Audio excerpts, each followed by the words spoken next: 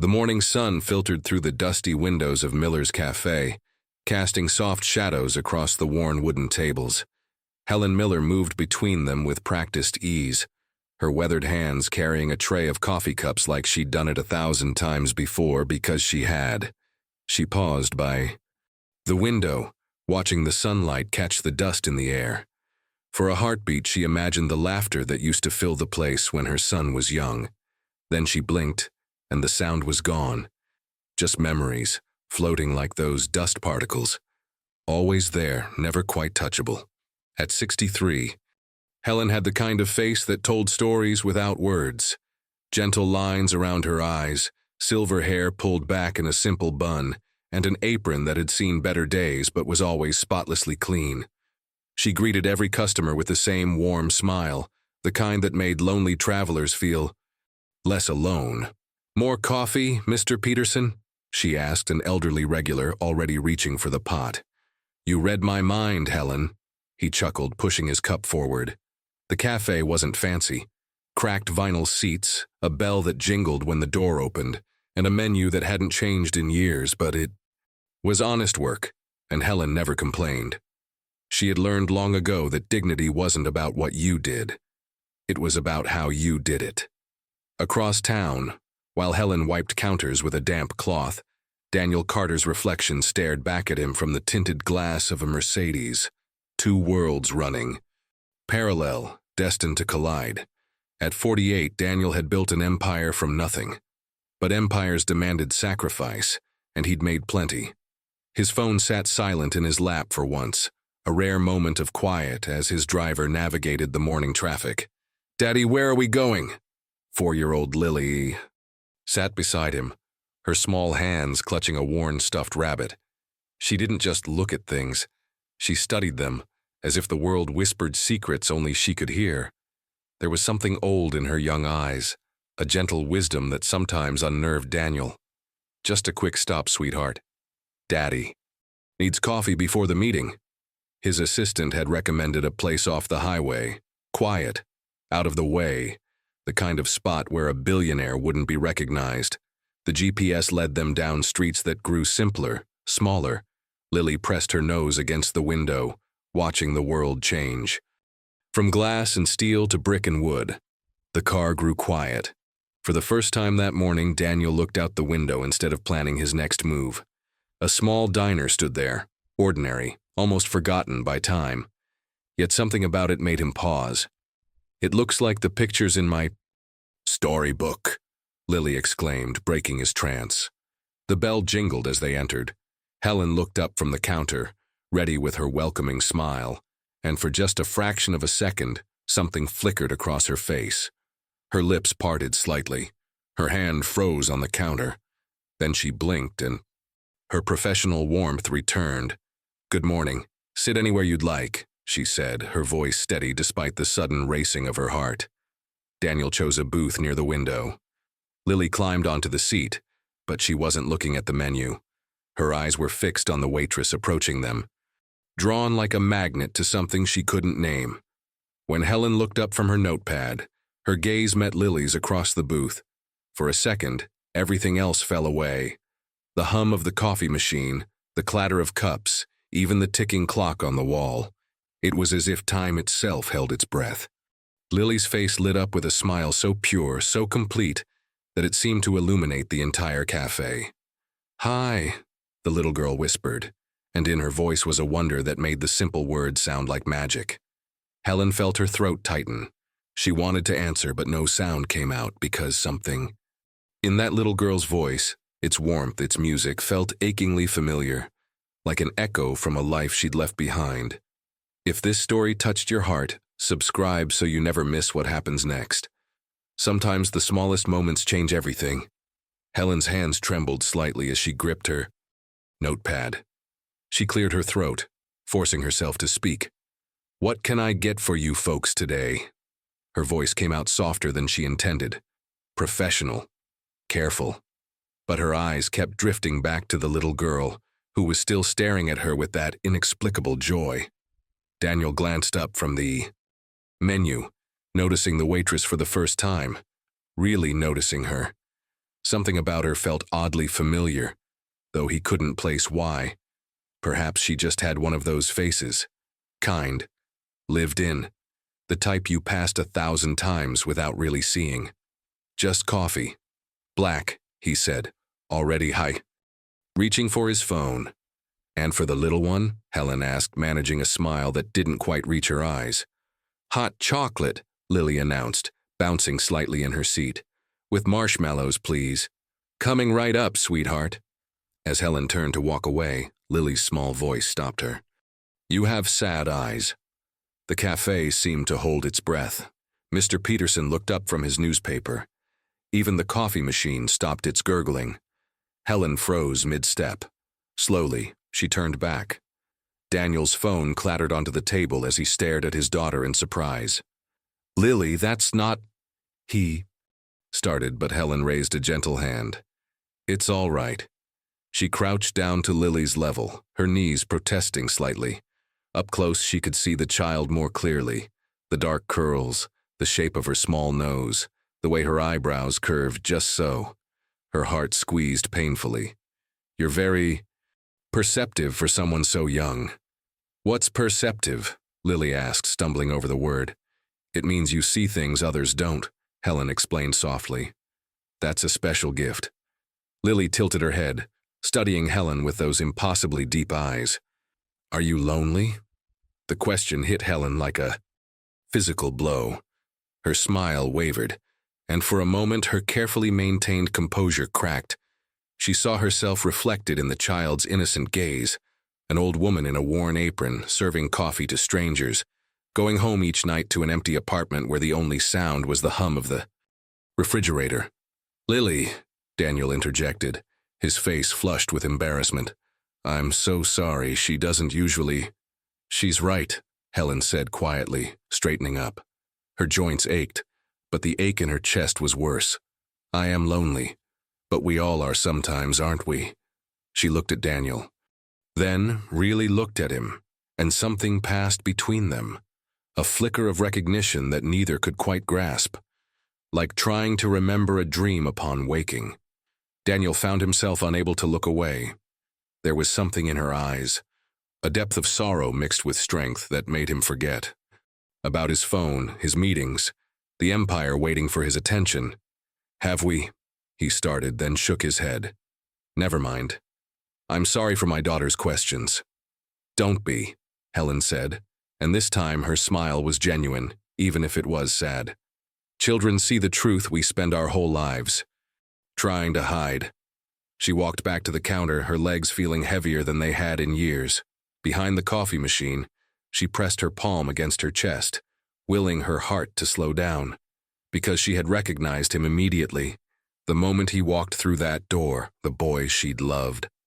30 years ago had become this man, polished, distant, successful. Everything he'd dreamed of being, everything that had cost them both so much, and he didn't even remember her face. Helen poured the coffee with shaking hands, watching through the service window as Lily chatted animatedly with her. Father. The little girl kept glancing back at her, as if afraid Helen might disappear. Some ghosts, Helen whispered to herself, don't stay buried. The past has a way of finding us. Subscribe to see what happens when memories refuse to stay hidden. Helen returned to their table with steady hands. Though inside she felt like she was walking through a dream. She set down Daniel's coffee, black, no sugar, just like he used to take it 3 decades ago, and placed the hot chocolate in front of Lily with extra marshmallows floating on top. There you go, sweetheart. Thank you. Lily's eyes sparkled. Will you sit with us? Lily, the lady is working, Daniel said gently. But there was something in his voice, a hesitation, a curiosity he couldn't quite suppress. Helen glanced around the cafe. Mr. Peterson was absorbed in his crossword. 2 truckers sat by the counter, their breakfast already served. The morning rush, such as it was, had passed. Just for a moment, she heard herself say. She slid into the booth across from them, feeling the cracked vinyl beneath her. This close, she could see the gray threading through Daniel's hair, the faint lines around his eyes. Success looked good on him, But there was a tiredness there, too, the kind that came from always running, never quite arriving. "I'm Lily," the little girl announced, extending her small hand with surprising formality. "Lily Catherine Carter." Helen took the tiny hand in hers. "Helen Miller. It's lovely to meet you, Lily." "Are you a grandma?" Lily asked with the directness only children possessed. The question pierced Helen's heart. She swallowed hard. I could have been," she said carefully. "But no, I don't have grandchildren." "You should get some," Lily said matter-of-factly. "They're probably nice." Despite everything, Helen laughed. A real laugh that surprised even her. "That's not quite how it works, sweetheart." Daniel watched the exchange with growing unease. Something about this woman tugged at his memory, like a word on the tip of his tongue. The way she moved her hands when she spoke, the slight tilt of her head when she listened, even her laugh, especially her laugh, felt like an echo from another lifetime. "Have you always lived here?" he found himself asking. Helen's smile faltered. "No, I came back about 5 years ago, after I had nowhere else to go." There was a story there, Daniel realized. A story etched in every line of her face. "Where were you before?" he pressed, not understanding why he needed to know. "Different places, different lives." Helen's gaze drifted to the window. "I was young once, in this town. I thought I knew what my life would be, who I'd spend it with." Her eyes flickered to Daniel's face just for a moment. "Things don't always work out the way we plan," she continued softly. "Sometimes the people we love choose different paths, and we have to learn to walk alone." Daniel felt something cold settle in his stomach. There was weight in her words, a specific grief that felt directed at him somehow. But that was impossible. He'd never met this woman before, had he? "Daddy," Lily whispered, tugging his sleeve. "Why does she look at you like that?" "Like what, honey?" "Like she knows you, but you forgot her." The words hung in the air like accusation and truth braided together. Helen stood abruptly, her chair scraping against the floor. "I should get back to work.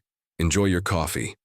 But as she turned, Daniel caught her wrist, gently, instinctively. The touch sent a jolt through both of them. Memories, flickering like old film, young hands holding under starlight, promises whispered in the dark, a future that seemed certain. "Wait," Daniel said, his voice rougher than intended. "What's your name again?"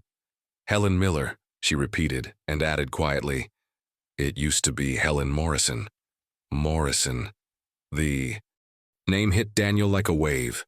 His hand fell away. He stared at her, really seeing her now, past the years, past the worn apron and the silver hair, to the girl he'd known when they were both young and reckless, and so desperately in love. "Helen," he whispered, his face draining of color. She met his, eyes, and in them he saw everything. Forgiveness and fury, love and loss. 3 decades of life he knew nothing about. "Hello, Daniel," she said softly. "It's been a long time. When the past catches up, can the truth heal, or only hurt more?" Subscribe to find out what happens when secrets finally surface.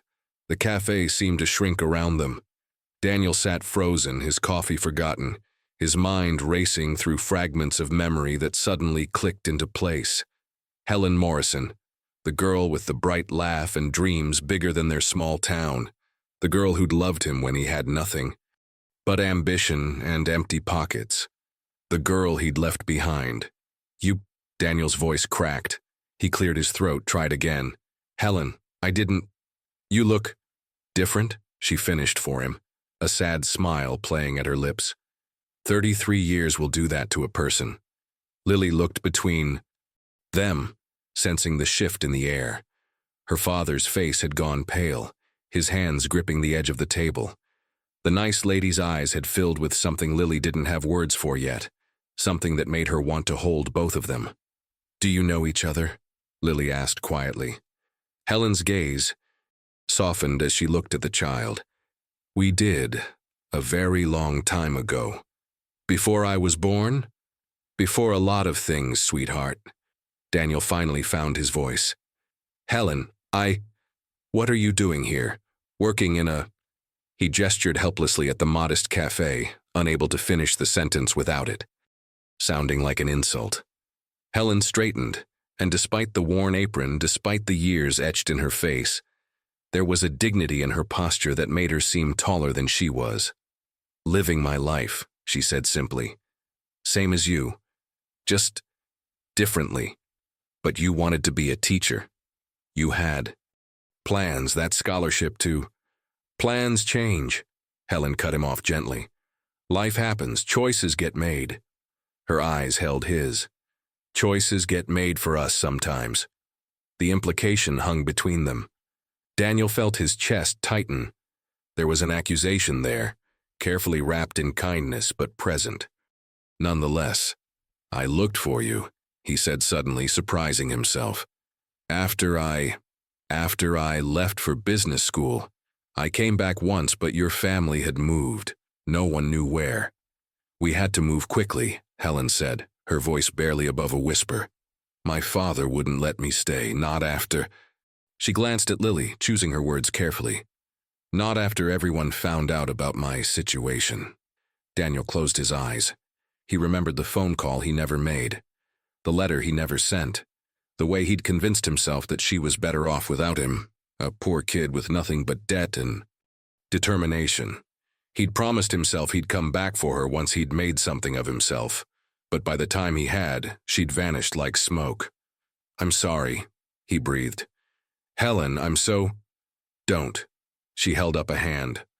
Don't apologize now, Daniel. It's been 33 years. Apologies can't change what happened.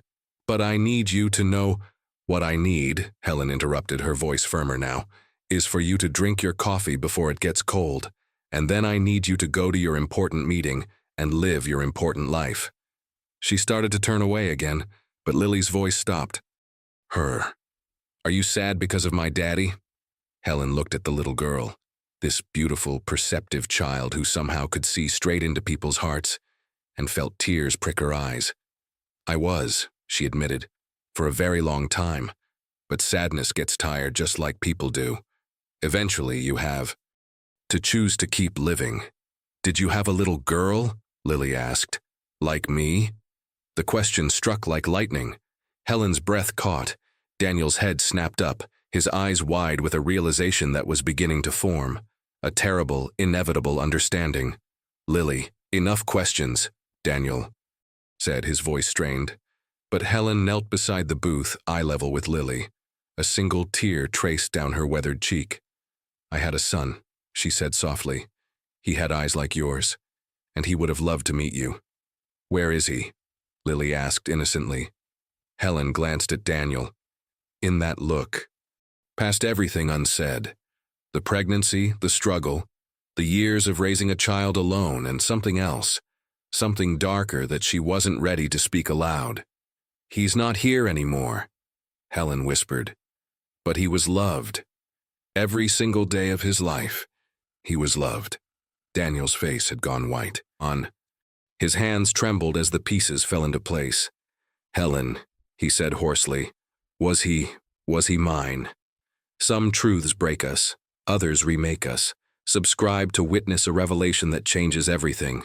The silence stretched like a thread pulled too tight, ready to snap. Helen remained kneeling beside the booth, her hand resting on the worn vinyl seat. She looked at Daniel, this man who'd once been a boy she'd loved with her whole heart, and saw the devastation spreading across his face. Yes, she said quietly. His name was Michael. Michael James Morrison. Daniel made a sound, something between a gasp and a sob. His hand covered his mouth. The cafe spun around him. A son. He'd had a son. All these years, while he'd been building his empire, climbing his ladder, there had been a child. His child. Growing up without him. I didn't know, he choked out. Helen, I swear I didn't know. I know. You didn't, Helen said, and there was no accusation in her voice anymore. Just weariness. Just truth. I tried to tell you. I called your dorm room twice, left messages, But you'd already left for that internship in New York, and then your number changed and—" She trailed off with a shrug that held decades of resignation. "I would have come back," Daniel insisted, his eyes red. "If I'd known, I would have—" "Would you?" Helen asked gently. "Really? You were 22, Daniel, hungry for success, determined to escape this town and everything in it. Would you have thrown all that away for a girl and a baby?" Daniel opened his mouth, then closed it. The honest answer, the one that made him hate himself, was that he didn't know. Back then, he'd been so focused, so single-minded. Would he have been noble enough to choose love over ambition? He wanted to believe he would have. But the man he'd been then, he wasn't sure. "What was he like?" Daniel whispered. "Michael, what was he like?" A smile broke through Helen's sadness, transforming her face. "Oh, he was wonderful. Stubborn, like you. Smart, so smart. He read everything he could get his hands on. Books, newspapers, cereal. Boxes," she laughed softly. "He asked a million questions about everything." "Like me," Lily piped up, and both adults had almost forgotten she was there. Helen reached out and gently touched Lily's curls. "Yes, sweetheart. Just like you." "Did he like hot chocolate?" Lily asked. "He loved it, with it. Extra marshmallows, just the way you have it." Lily beamed, feeling a connection to this brother she'd never known she had. Daniel's mind reeled. "Where is he now? Can I meet him? I know I have no right to ask, but—" Helen's smile faded. She stood slowly, her knees protesting. "Daniel, he's gone. Michael passed away 5 years ago." The words hit like a physical blow. Daniel's world tilted. He'd just discovered he had a son, and in the same breath learned he'd lost him. The cruelty of it was almost too much to bear. "How?" he managed to ask. "He got sick," Helen said carefully, aware of Lily's young ears. "He was struggling to make ends meet, working too hard, and his health, it just gave out. By the time I could help, it was too late." She didn't mention the hospital bills that came after, the insurance he couldn't afford, the job he'd lost during the hard times, the way the system had failed him at every turn. Those details were for another conversation, one without innocent ears listening. "He never knew about me, did he?" Daniel asked, his voice breaking. Helen shook her head. "I told him you didn't know about him, that you'd left before I could tell you. I didn't want him to think his father had abandoned him knowingly. I wanted him to believe." She paused, swallowing hard. "I wanted him to believe you would have loved him, if you'd known." "I would have," Daniel said fiercely, tears streaming down his face. "God, Helen, I would have loved him so much." "No," Helen whispered. "That's why I told him that." Lily, confused by all the sadness but feeling it deeply, reached out and took her father's hand. "Daddy, don't cry." Daniel pulled his daughter close, holding her like a lifeline. Over Lily's head, his eyes met Helen's. "I'm so sorry," he said. "For all of it. For not being there, for not knowing, for not being the man you needed me to be." Helen nodded slowly. "Life doesn't always give us what we need, Daniel. Sometimes it just gives us what we get, and we learn to live with it." She stepped back, smoothing her apron, a gesture that seemed both practical and protective. "I should let you go. You have a meeting, a life to get back to." "Helen, wait. Your coffee's cold," she said, cutting him off gently. "Let me get you a fresh cup. On the house. When the past reveals what might have been, how do we move forward? Subscribe to see if forgiveness can bridge 30 years of silence." Helen walked back to the counter, her legs moving on autopilot while her heart hammered in her chest. She'd kept that secret buried for so long that speaking it aloud felt like releasing something wild and untamed. Her hands shook as she poured fresh coffee, the dark liquid trembling in the pot. Behind her, she could hear Lily's soft voice asking her father questions. She couldn't make out the words, but she knew the tone, that gentle, worried sound children make when they sense their parents' pain. At the booth, Daniel sat in stunned silence. His phone buzzed repeatedly. The meeting, his assistant, the world demanding his attention. But for the first time in years, he couldn't bring himself to care. A son. Michael. The name echoed in his mind like a bell that wouldn't stop ringing. "Daddy," Lily whispered, climbing into his lap. "Are you okay?" Daniel wrapped his arms around her, burying his face in her curls. "I don't know, sweetheart. I just found out something very big, something that changes everything." "The lady's son was your son too?" He nodded, not trusting his voice. Lily was quiet for a moment, processing this with the simple logic of childhood. "That means he was kind of my brother." "Yes," Daniel managed. "He would have been your brother." "I wish I could have met him," Lily said softly. "Do you think he would have liked me?" The question broke something in Daniel. "He would have loved you, Lily. Just like I do." Helen returned with the coffee, setting it down carefully. She'd composed herself, rebuilt the walls that kept her standing through each difficult day. But Daniel saw through them now. He saw the woman who'd carried his child alone, raised him alone, and lost him alone. "Helen, please sit just for a few more minutes." "Daniel, I really should, please." Something in his voice, raw and desperate, made her slide back into the booth. They sat in silence for a moment, three people connected by invisible threads of grief and what might have been. "Tell me about him," Daniel said finally. "Please, I need to know. Something, anything." Helen's fingers traced the rim of her water glass. "What do you want to know?" "Everything. What made him laugh? What were his dreams? Did he—" Daniel's voice cracked. "Did he have a good life?" Helen considered the question carefully. Michael's life hadn't been easy. Single mother, tight finances, a childhood marked by struggles Daniel couldn't imagine. But it had also been filled with love. "He had a good heart," she said finally. "He wanted to be a teacher, like I'd once dreamed of being. He loved kids, especially the ones who felt left out or different. He volunteered at the community center, teaching reading to children who struggled." Her smile was bittersweet. "He said every kid deserves someone who believes in them."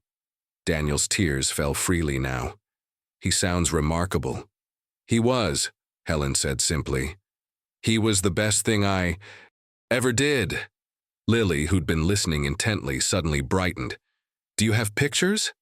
Helen froze. She did have pictures, one photograph, worn soft from being carried in her wallet for 5 years. But sharing it felt like opening a wound that had barely scabbed over. "Lily, that's private." Daniel started. "It's all right," Helen said softly. She pulled out her wallet with trembling fingers and extracted a small photo. It showed a young man in his 20s, standing in front of the community center. He had Daniel's dark hair, Helen's gentle eyes, and a smile that seemed to light up the world. Daniel took the photo with reverent hands.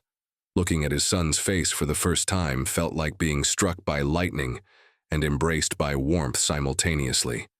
He saw himself in the shape of Michael's jaw, the set of his shoulders, but he saw Helen too, in the kindness of his expression, the openness of his smile. "He looks like both of us," Daniel whispered. "He was the best of both of us," Helen corrected gently. "And none of our mistakes." Daniel's phone buzzed again, insistent, demanding. His assistant. The meeting was starting in 20 minutes across town. His entire board of directors was waiting. Deals worth millions hung in the balance. He picked up the phone and without hesitation typed a message.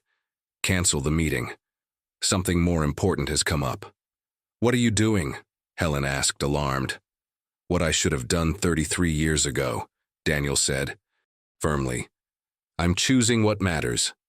When success and regret collide, which path do we choose? Subscribe to see if it's ever too late to make things right." Helen stared at Daniel, her eyes wide with disbelief. "You can't just cancel a meeting. You're a businessman. Important people are waiting for you." "Let them wait," Daniel said, his voice steady despite the turmoil inside. "For 33 years, I've put business first. Meetings, deals, investments. I built an empire, Helen. But what did I lose while I was building it? He looked down at the photograph still in his hands.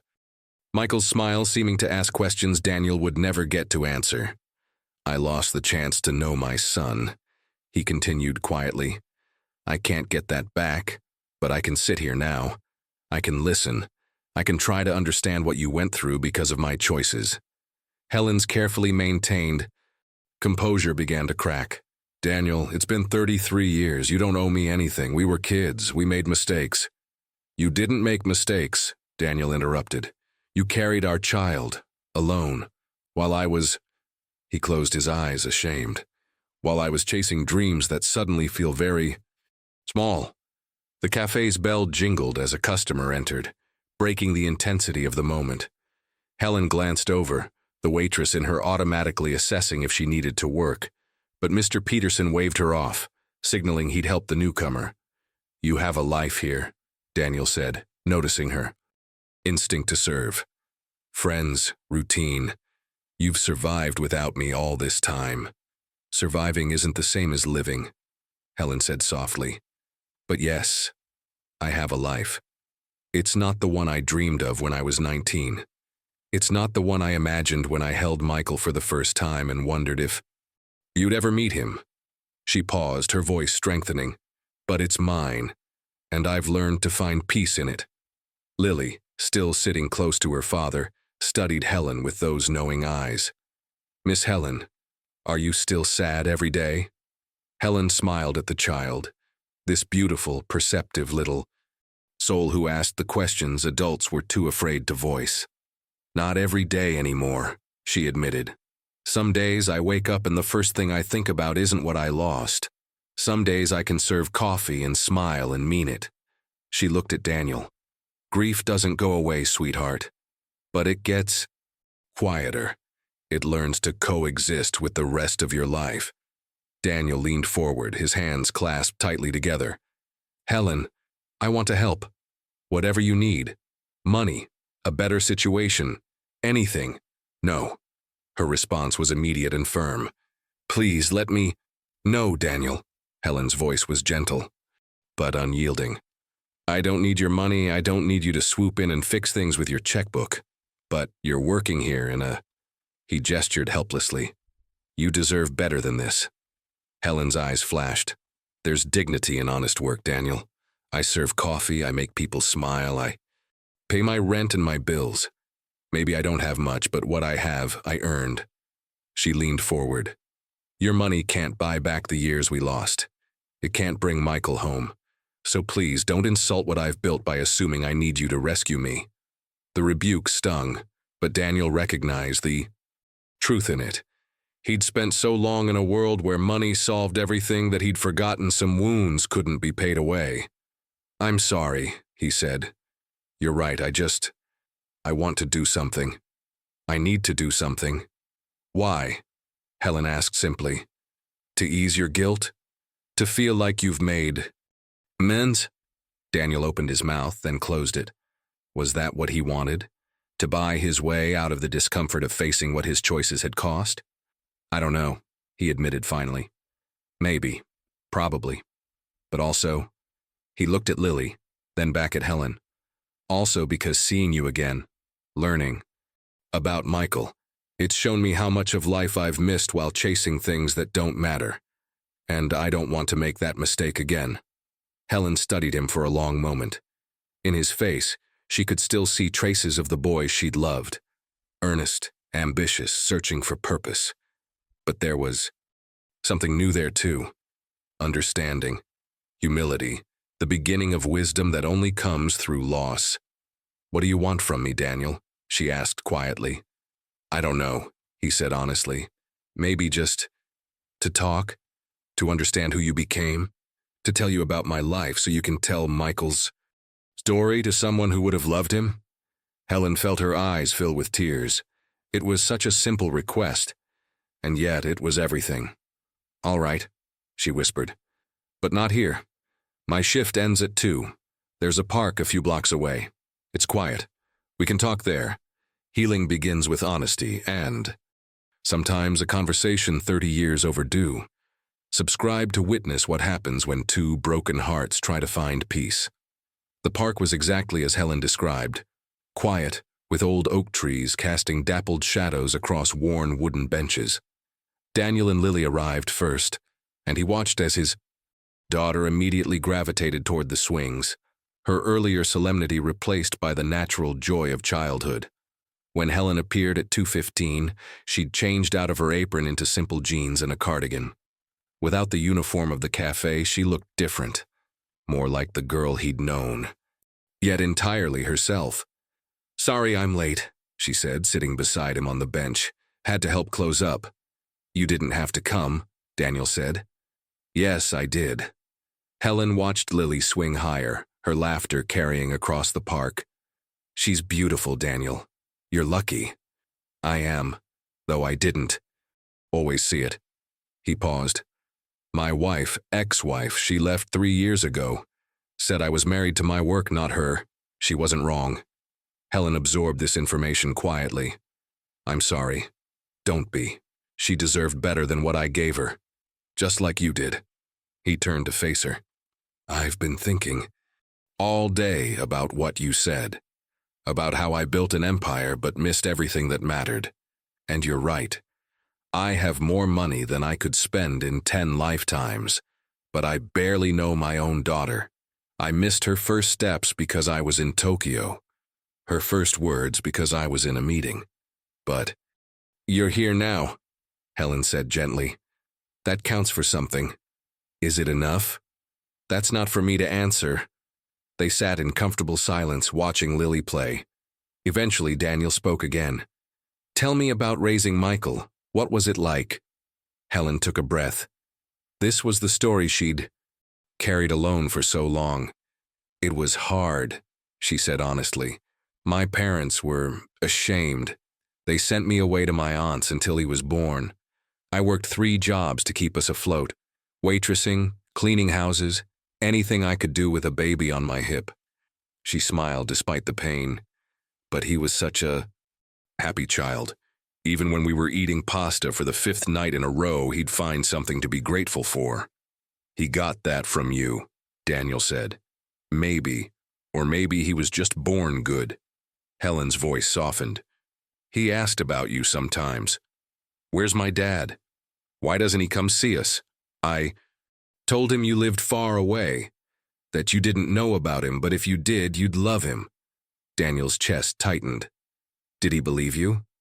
"I think so. Or maybe he just wanted to." Helen wiped her eyes. "When he got older, he said he wanted to find you. He was 23, working at the community center, and he said, 'Mom, I want to meet my father.' I told him I'd help. I'd started searching for you online when—" Her voice broke, "when he collapsed at work." "What happened?" Daniel asked gently. "Undiagnosed heart condition, combined with stress, overwork, no insurance to catch. It early." Helen's hands clenched. "He was trying so hard to save money to go back to school, working doubles, skipping meals. His body just gave out. If I'd been there—" "Don't," Helen interrupted. "Don't torture yourself with if. I've spent 5 years doing that. It doesn't bring him back." Daniel nodded, but the weight of it settled on his shoulders anyway. What would he think of me if he'd met me? Helen considered this carefully. "Honestly, I think he'd be impressed by what you built, but I think he'd also ask you if it was worth it." The question hung in the air like a challenge. "No," Daniel said finally. "It wasn't. Not if it meant missing this, missing him, missing you." Helen looked at him then, really looked at him. "Daniel, we can't go back. We can't undo the past or change what happened." "I know, but maybe—" He hesitated. "Maybe we can honor Michael by being better now. I can be a better father to Lily. And maybe, if you'd let me, we could be friends. I'd like to know the woman you became. I'd like Lily to know you. You're part of her story too, even if she doesn't fully understand it yet." Helen felt something loosen in her chest, a knot she'd carried for decades. "I'd like that," she whispered. Lily ran over, breathless and glowing. "Miss Helen, can you push me on the swings?" Helen smiled, a real smile, warm and genuine. "Of course, sweetheart." As she walked toward the swings with Lily, Daniel watched them together. his daughter, and the woman who'd carried his son. Two pieces of his life that should have always been connected, finally meeting across the years. And for the first time in decades, he felt something he'd forgotten existed. Hope. Some stories don't end, they transform. Subscribe to see how forgiveness plants seeds for a tomorrow. 3 weeks later, the cafe bell chimed at exactly 8 a.m. Helen looked up from wiping down the counter and felt a smile tug at her lips, the kind that came naturally now, not forced. Daniel and Lily had become regulars. "Good morning, Miss Helen." Lily bounded in, her backpack bouncing against her shoulders. "Guess what? I got an A on my reading test." "That's wonderful, sweetheart." Helen came around the counter, genuinely delighted. "I knew those practice sessions would pay off." Over the past weeks, something unexpected had grown between them. Daniel had started bringing Lily by most mornings before school. What began as awkward attempts at conversation had evolved into something resembling friendship, or perhaps something deeper, something without a name yet. "The usual?" Helen asked, though she already knew. "Please," Daniel said, settling into what had become their booth. "And Helen, do you have time to sit with us?" She glanced around. The morning rush hadn't started yet. Mr. Peterson gave her an encouraging nod from his corner. "Just for a bit." As she brought their drinks and slid into the booth, Lily immediately launched into a story about her classmates' pet hamster. Helen listened with genuine interest, asking questions, laughing at the right moments. Daniel watched them together and felt a strange mixture of joy and regret. Joy at seeing this connection, regret for all the connections he'd missed. "Miss Helen," Lily said suddenly, her voice turning. "Serious? Can I ask you something about Michael?" Helen tensed slightly, but nodded. "Of course. Did he like to read?" "He loved it." "Why do you ask?" Lily reached into her backpack and pulled out a worn copy of Where the Wild Things Are. "This is my favorite book. Daddy reads it to me every night now. I thought maybe Michael liked it too." Helen's eyes misted. "It was his favorite when he was your age. I must have read it to him 1,000 times." "Really?" Lily's face lit up. "Then it's like we share something. Like we're connected, even though I never met him." Daniel reached across the table and gently squeezed Helen's hand. The gesture was brief but loaded with meaning. Comfort, understanding, shared grief transformed into shared memory. "You know what Michael would love about you, Lily," Helen said softly. "Your big heart. He always said the world needed more people who cared about connecting with others." "I wish he could meet Daddy," Lily said innocently. "I think they would have liked each other." "I know they would have," Helen agreed, looking at Daniel. "They're more alike than either of them probably realized." Daniel cleared his throat, emotion thick in his voice. "Helen, I've been thinking. I know you said you didn't want my money, and I respect that, but..." He pulled out a folder from his briefcase. "The community center where Michael worked. It's struggling financially. I looked into it. They might have to close." Helen's eyes widened. "The center? But those kids need it. Michael's reading program is still running barely. I spoke with the director. They need funding for repairs, supplies, staff." Daniel pushed the folder toward her. "I want to help. Not for me.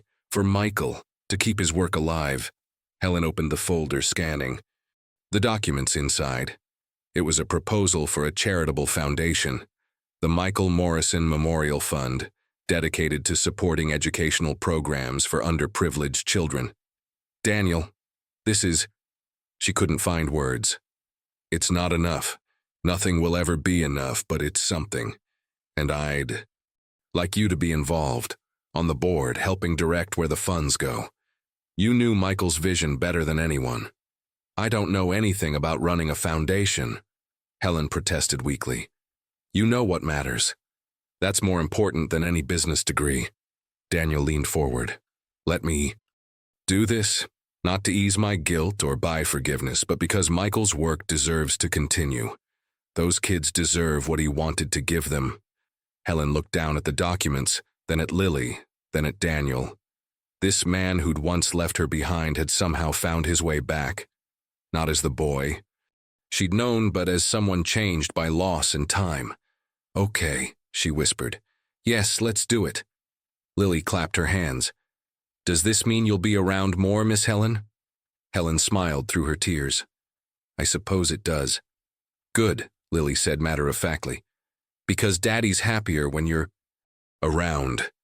And so am I." The simple honesty of a child cut through all the complexity, all the years of pain, and landed on the only truth that mattered. Healing was happening. Not perfectly, not completely, but genuinely. Daniel looked at Helen across the table. This woman who'd carried so much alone. For so long, and made a silent promise. He couldn't change the past, he couldn't bring back their son. But he could honor Michael's memory by being present now, by being better, by being the man he should have been 33 years ago. Outside, the sun broke through the morning clouds, casting warm light through the cafe windows. Mr. Peterson smiled into his newspaper. The coffee machine hummed its familiar song. And for the first time in a very long time, Helen felt something she'd almost forgotten. Possibility.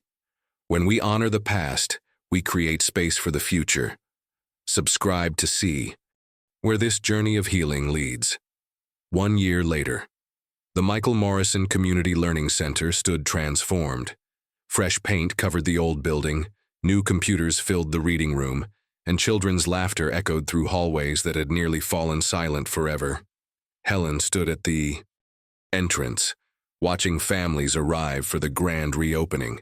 She wore a simple blue dress, and around her neck hung a silver locket. Inside, a photo of Michael at the original center, surrounded by the children he'd taught. "Miss Helen!" Lily came running, now 8 years old and impossibly grown. "Come see the reading room. They hung Michael's picture on the wall." Helen let herself be pulled inside, Daniel following close behind. He looked different too, less polished, more present. He'd sold his company 6 months ago, keeping enough to be comfortable but giving the rest to causes that mattered. These days he spent more time at soccer games and school plays than in boardrooms. The reading room took Helen's breath away. Michael's photograph hung prominently, that same smile from her wallet, now enlarged and framed, watching over the space he'd loved.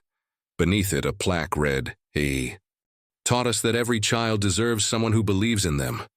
"It's perfect," Helen whispered, tears streaming freely. Daniel stood beside her, his own eyes wet. "He would have been proud of this. He would have been proud of you," Helen corrected gently, "for choosing what matters." Over the past year, they'd built something neither had expected. Not romance, but something equally valuable. Partnership and purpose. Friendship forged through shared loss, and the quiet understanding that comes from walking similar paths toward healing. "Speech time," Mr. Peterson called out.